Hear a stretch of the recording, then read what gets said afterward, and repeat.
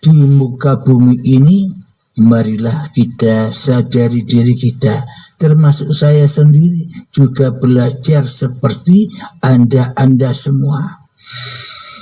Jadi kita aplikasikan di dalam agama Islam, sholat 5 waktu, kewajiban sholat 5 waktu itu tujuannya hanyalah untuk supaya kita tidak jadi Tuhan di dalamnya.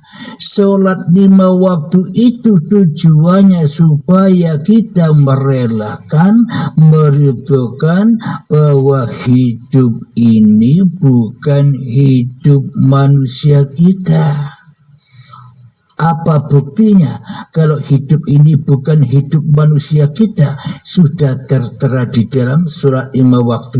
Mari kita kupas sedalam-dalamnya agar kita semua, agar seluruh bangsa manusia menyadari dari mana ia diciptakan, dari mana ia diadakan di bumi ini. Bismillahirrahmanirrahim. Mohon maaf ya.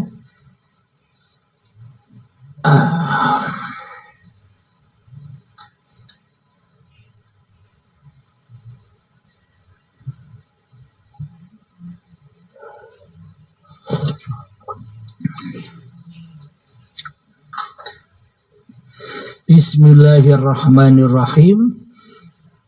Di dalam sholat 5 waktu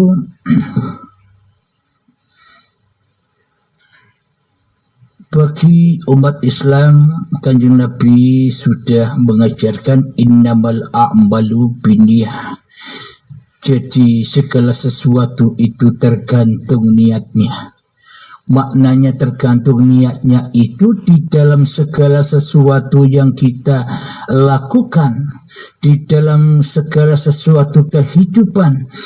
Bila di dalamnya dikuasai oleh Tuhannya, itulah niat yang lurus, yakni lillahi ta'ala. Namun bila di dalam hatinya masih diri manusianya yang merasa melakukan, yang merasa berkuasa atas segala aktivitasnya, maka seluruh apapun yang diamalkannya tersesat dari Tuhannya. Maknanya tersesat, dimakan oleh hawa nafsune dewe. Akhirnya diakuinya lah semua pekerjaan ini, semua amal-amal ibadah ini sebagai dirinya lah yang melakukan. Inilah orang-orang yang tersesat dari jalan Tuhannya karena niatnya tidak lurus, niatnya tidak membuka pintu lillahi ta'ala. Ketika kita sholat pastinya ada niatnya. Seumpama sholat subuh, usolli fardhu subahi rak'ataini mustaqbilal qiblati adaan lillahi ta'ala, adaan imaman, adaan ma'muman lillahi ta'ala. Maknanya jadi imam, jadi makmum sendirian pun di dalam sholat itu pasti ada ungkapan lillah. Jadi keadaan berjamaah pun, jadi keadaan jadi imam pun, jadi keadaan jadi makmum pun, jadi keadaan sholat sendirian pun pasti wajib dikembalikan lagi bahwa semua ini, keadaan ini hanyalah milik Allah, hanyalah milik uripe Allah. Itulah niat yang lurus. Jangan diniatkan kemana-mana, luruslah kepada uripe Allah. Allahu Akbar. Setelah lurus niat itu, maka nyatalah kebesaran Allah yang mengangkatkan tangan ini, hidup yang mengangkatkan tangan Allahu Akbar. Maka benarlah keakbaran Allah ketika manusianya sudah mati. Ini bukti lambangnya. Maka nyatalah kebesaran Allah ketika manusia sudah tak wujud lagi. Maka nyatalah kebesaran Allah ketika manusianya sudah tak hidup lagi, sudah tak kuasa lagi. Angkat tangan, jangankan berdiri, ngangkat tangan pun tak bisa. Jangankan angkat tangan, bernafas pun tak bisa. Bila tanpa uripe Allah, maka tersadarlah manusia bahwa Tuhanlah yang mengangkatkan tangan, Tuhanlah yang menggerak-gerakkan tubuhnya. Maka nyata kebesarannya bila manusianya rela, ridho bahwa diri manusianya itu ternyata hanya sebuah makhluk, hanya seorang makhluk, hanya benda yang mati. Inilah tujuan sholatnya seluruh manusia. Inilah tujuan ibadahnya seluruh manusia. Inilah tujuan persembahannya seluruh manusia kepada Tuhannya. Meskipun wadah-wadah agamanya berbeda, namun tujuannya sama, menghadap, menghamba kembali kepada yang menciptakannya. Kemudian setelah Allahu Akbar, setelah mati manusianya, tujuan sholat 5 waktu itu kan kita tujuannya belajar mati, bukan belajar tambah jadi orang mulia. Tujuannya bukan malah menjadi orang yang kepingin jadi orang yang dihormati umat. Salah besar. Di sini sholat 5 waktu itu tujuannya untuk menghancurkan diri manusia kita, menghancurkan kesombongan diri manusia kita, menghancurkan kebanggaan diri manusia kita, menghancurkan kemuliaan diri manusia kita. Baru kita bisa sholat.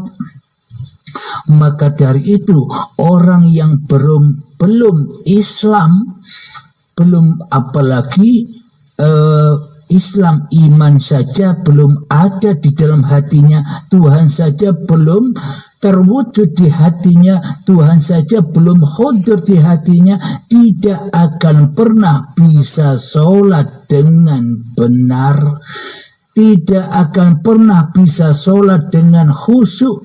Karena bagaimana mungkin Allah menerima sholatnya orang yang tak menyembah Allah, sedangkan di dalam sholatnya hanyalah menyembah setan dan dirinya sendiri. Maknanya menyembah setan dan menyembah dirinya sendiri itu apa? Mengaku-akui dirikulah yang bisa sholat, mengaku-akui dirikulah yang bisa ibadah, mengaku-akui dirikulah yang bisa bersolawatan, mengaku-akui dirikulah yang bisa zikiran, mengaku-akui dirikulah yang bisa bekerja, mengaku-akui diri kitalah yang bisa beraktivitas di dalam kehidupan ini. Inilah yang dimaksud manusia seperti Fir'aun, yang ada yang wujud di hatinya hanyalah dirinya sendiri, sementara Allah gaib, sementara Allah tiada, sementara Allah mati bagi diri manusianya. Mana mungkin bisa menghadap kepada yang mati, sementara dirinya yang merasa menjadi Tuhannya di dalam kehidupan ini. Berarti sholat kita pun sejak akil balik hingga kini kita menyembah Tuhan yang salah. Jadi tersesatlah semua amal kita, jadi hilanglah, jadi terbakarlah semua amal kita. Jangan kita harap amal itu akan membuat bekal kita di akhirat. Wong amalnya sudah dimakan-makan sendiri, berbuat-buat sendiri, disembah-sembah sendiri, dicipta-ciptakan sendiri, diagung-agungkan sendiri, diwujud-wujudkan sendiri, dimulia-muliakan sendiri. Kita selama ini menyembah berhala-berhala. Diri kita yang ada di hati kita sendiri, maknanya kita belum Islam. Jadi saya tunjukkan bagaimana cara sholatnya orang yang sudah masuk Islam. Jadi ketika Allahu Akbar, Allahu Akbar, di dalam hatinya sudah uripe Allah yang menggerakkan itu semua. Manusianya tandanya mati. Nah, jadi inilah rahasia untuk mengungkap apa sholat itu, apa ibadah itu, apa yang dilakukan manusia-manusia yang bertuhankan Tuhan yang esa, apapun agamanya, pasti larinya kepada Tuhannya di dalam hatinya, bukan malah kepada dirinya sendiri, bukan malah ingat dan mengkhuturkan hawa nafsunya sendiri di hatinya. Terus kita lanjutkan di dalam doa iftitah, maka kita buka agar iman, akidah kita lurus kepada Tuhan yang esa, yakni uripe Allah lah yang berkuasa atas diri manusianya.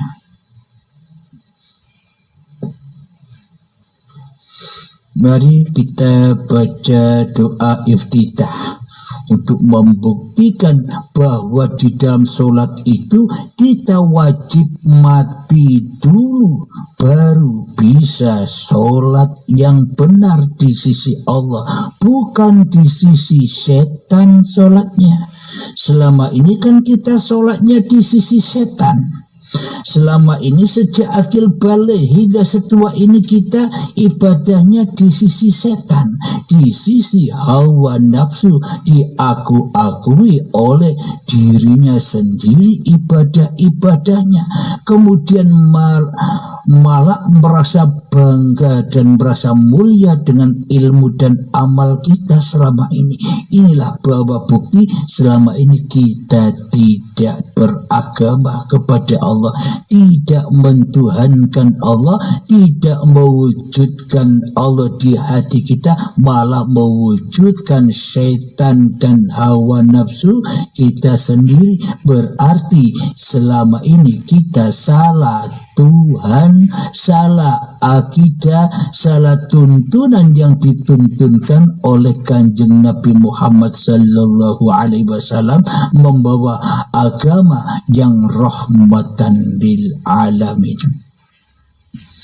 Mestinya Allah yang wujud, lo kok manusianya yang wujud? Itu sudah pasti salah Tuhan. Maka jangan kita harapkan amal itu akan ketemu. Buang saja amal itu semua, karena semua amal itu yang selama ini kita kumpulkan itu sebenarnya racun api neraka. Apakah kita mengharapkan racun dan api neraka itu kembali kepada kita? Sudah, buang saja. Maknanya hiduplah kembali seperti bayi, perbarui imanmu dengan la ilaha illallah. Alhamdulillahirabbil alamin. Mari kita lanjutkan. Di dalam doa iftitah sudah diterangkan, ini saya baca Arabnya dulu ya. Setelah takbiratul ihram, Allahu Akbar kabira walhamdulillahi katsira wa subhanallahi bukratan wa asila. Inni wajjahtu wajhiya lilladzi fatara as-samawati wal arda hanifan musliman wa ma ana minal musyrikin. Inna salati wa nusuki wa mahyaya wa mamati lillahi rabbil alamin la syarika lahu wa bidzalika umirtu wa ana minal muslimin. Yang artinya Allah Maha Besar. Ketika takbiratul ihram Allahu Akbar, nyatalah di dalam hati kita bahwa hiduplah yang melakukan ini semua, bahwa hiduplah yang mendirikan badan ini, bahwa hiduplah yang mentakbirkan badan ini. Manusianya sudah jangan ikut-ikut lagi, biar Allah yang menguasai kita, janganlah kita yang menguasai Allah. Terbalik itu. Kemudian setelah Allah Maha Besar, Allah memuji dirinya sendiri. Segala puji bagi Allah dengan pujian yang banyak. Maha suci Allah pada waktu pagi dan petang. Inilah buktinya bahwa uripe Allah yang berkuasa, yang berkuasa atas segala puja dan puji. Bila tak ada uripe Allah, apa ada puja dan puji? Bila tak ada uripe Allah, apakah ada kesucian? Inilah kesucian uripe Allah di waktu pagi dan petang. Selanjutnya artinya, sesungguhnya aku hadapkan wajahku kepada wajah Tuhanku, wajah Allah. Sesungguhnya aku hadapkan, ini wajahtu wajhiya lilladzi fatara samawati wal ard. Sesungguhnya aku hadapkan wajahku kepada wajah Tuhanku yang telah menciptakan langit dan bumi dengan segenap kepatuhan atau di dalam keadaan tunduk. Inilah buktinya bahwa wajah kita, bahwa wajah seluruh alam semesta ini hakikatnya wajhullah. Bila manusianya mati, tapi bila manusianya masih hidup, ya takkan pernah bisa menyaksikan wajhullah. Akan tetapi yang disaksikan hanyalah wajahnya iblis saja, wajahnya setan saja, wajahnya diri manusianya sendiri saja yang disembah-sembah di dalamnya. Bila manusianya tidak mau mati di dalam kehidupan ini.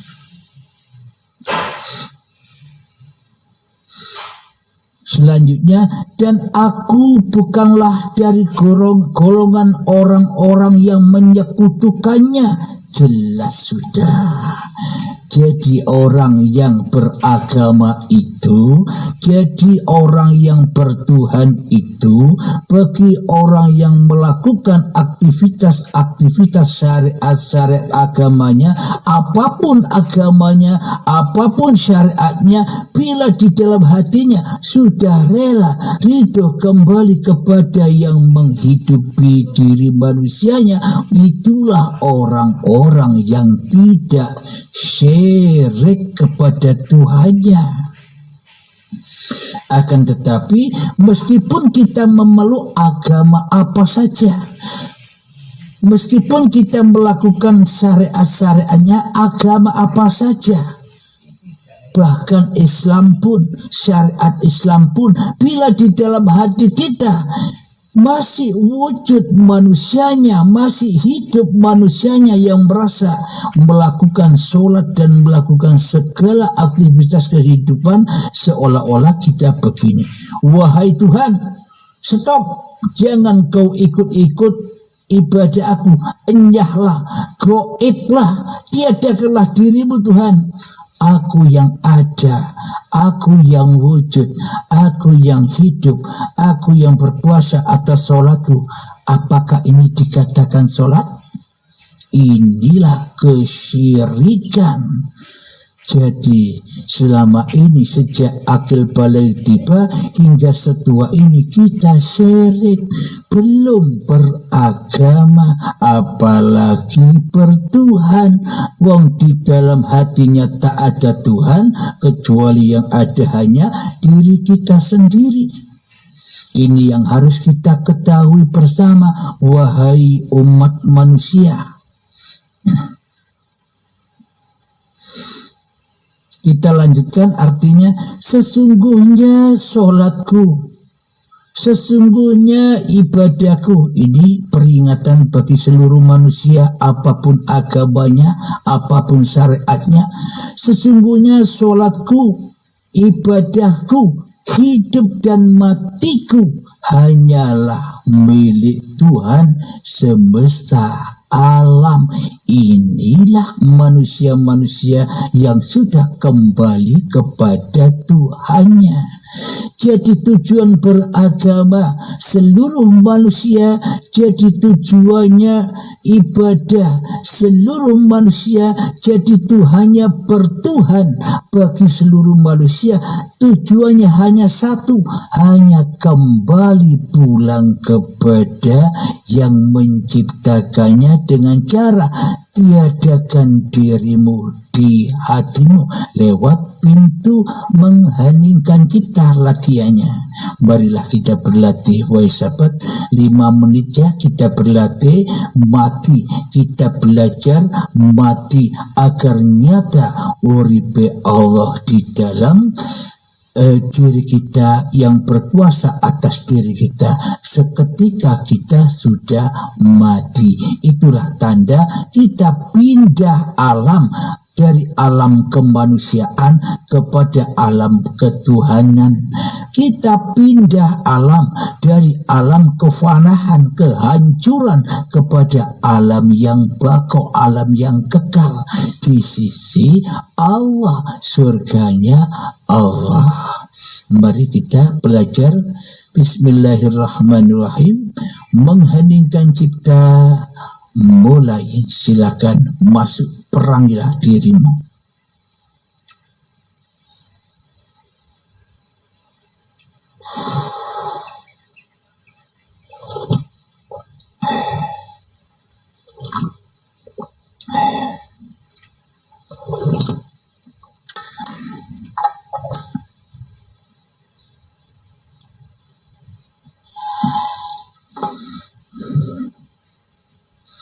Lima menit belajar.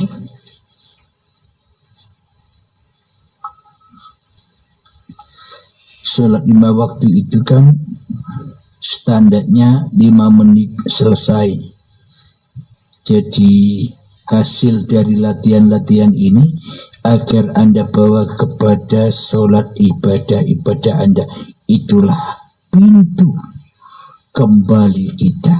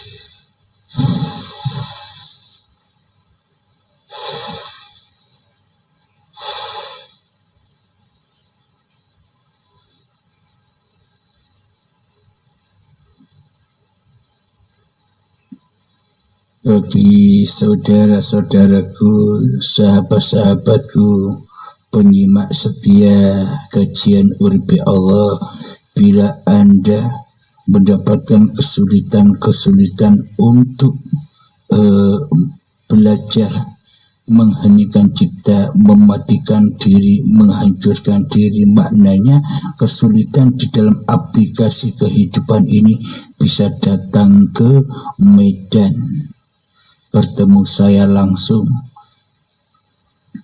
di Langkat Sumut bertemu menghadap saya langsung, dibuka semuanya. Silakan para sahabat-sahabat, apalagi yang ada di Medan sendiri, tidak jauh jarak kita, jangankan hanya di lingkup Indonesia saja, meskipun jauh sejauh-jauhnya negara dari Indonesia, bila Allah berkehendak maka tak ada aral melintang untuk menuju Allah. Maknanya untuk memahami kajian-kajian uripe Allah ini. Karena kajian-kajian seperti ini takkan pernah bisa ditukar dengan bumi diserupakan intan permata yang termahal pun. Bila ditukar dengan ilmu Allah tak akan ada bandingnya. Coba rasakan, bisa hidup Anda ditukar? Nah, maknanya belajar hening ini menukar hidup yang Anda aku selama ini dikembalikan kepada Tuhan. Bila Anda merasa kesulitan, ya marilah kita belajar silaturahimlah ke pondok pengajian tauhid Nur Tajalli Sifatullah di Langkat Medan. Alamat lengkapnya bisa pada admin.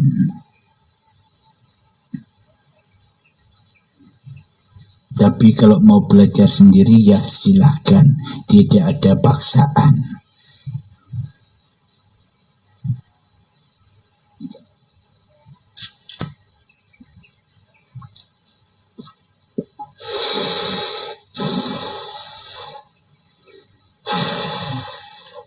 Alhamdulillahirabbil alamin, mengheningkan cipta selesai. Jadi apapun peristiwa-peristiwa yang ada di dalam saat Anda berlatih mengheningkan cipta, saat Anda berlatih membunuh dirimu sehingga nyata diri Tuhanmu, ada hal yang aneh-aneh, silahkan kirim ke admin 082245647438. insyaallah kami balas. Alhamdulillahirabbil alamin. Inilah bukti untuk membuka mata hati kita. Kita wajib masuk Islam dulu. Apa caranya? Ya, rukun iman kita nyatakan. 6 rukun iman ini kita bisa menyatakan Allahnya dahulu, kemudian malaikatnya, kitab-kitabnya, rasul-rasulnya, hari kiamat yakni kematian, hari huru hara ketika Anda mengheningkan cipta harus dapat diatasi dan dilewati. Kemudian akan bertemu dengan kodok dan kodarnya Allah. Ini ke-6 rukun iman ini harus dipegang dulu, harus dipahami dan direalisasikan atau dipraktekkan dulu. Kemudian setelah dipraktekkan baru bisa masuk rukun Islam. Pasti bisa bersahadat, pasti bisa sholat, pasti bisa zakat, pasti bisa puasa, pasti bisa haji. Bila rukun imannya sudah benar, maka ahadlah rukun iman yang 6, rukun Islam yang 5, ahad di dalam keesaan Allah. Itulah agamanya Tuhan, itulah agamanya seluruh manusia. Alhamdulillahirabbil alamin. Kiranya sampai di sini dulu, meskipun singkat. Semoga barokah, semoga paparan-paparan ini membangkitkan kesadaran kita, terutama khususnya diri saya sendiri dan kita semua, agar tetap di jalan Allah. Amin ya rabbal alamin. Marilah kita kemakan salawat dolimin daf'ul bala agar Allah mensyafaati kita semua seperti Allah mensyafaati Rasulullah sallallahu alaihi wasallam. Bila kita tidak mencontoh Nabi Muhammad, kita takkan pernah mendapatkan syafaat Allah, karena yang mensyafaati Nabi Muhammad itu Allah. Nabi Muhammad tidak punya syafaat. Maka dari itu ikutilah apa imannya kanjeng Nabi Muhammad. Muhammad bukan kamu yang lempar itu, aku yang melempar. Muhammad bukan kamu yang memanah itu, aku yang memanah. Inilah imannya Nabi Muhammad. Bila kita tidak ikut mencontoh iman yang seperti ini, iman yang dimiliki oleh kanjeng Nabi Muhammad, karena Nabi Muhammad sadar bahwa hidup ini bukan hidupnya Muhammad, tapi uripe Allah. Maka bila kita tidak mencontoh, mana mungkin kita mendapatkan syafaat dari Allah. Marilah kita kembangkan selawat dari mintaf'ul bala agar kita tidak zalim lagi kepada Allah. Allahumma salli ala sayyidina Muhammad wa ashghili zalimin bi zalimin. Allahumma salli ala sayyidina Muhammad wa ashghili zalimin bi zalimin wa ahrijna min bainihim salimin wa ala alihi wa sahbihi ajma'in. Bismillahirrahmanirrahim. Allahumma ya qadiyal hajat, Allahumma ya mujibad da'wat, Allahumma ya rafi'ad darajat, Allahumma ya muhillal muskilat, Allahumma ya syafiyal amrat, Allahumma ya kafiyal muhimmat, Allahumma ya dafi'al baliyat. Allahumma khtim lana bil iman, Allahumma khtim lana bil islam bijahi sayyidil mursalin. Rabbana atina fid dunya hasanah wa fil akhirati hasanah wa qina adzabannar. Wa sallallahu ala sayyidina Muhammad wa ala alihi wa sahbihi wa sallam walhamdulillahi rabbil alamin. Akhirul kalam. Assalamualaikum warahmatullahi wabarakatuh.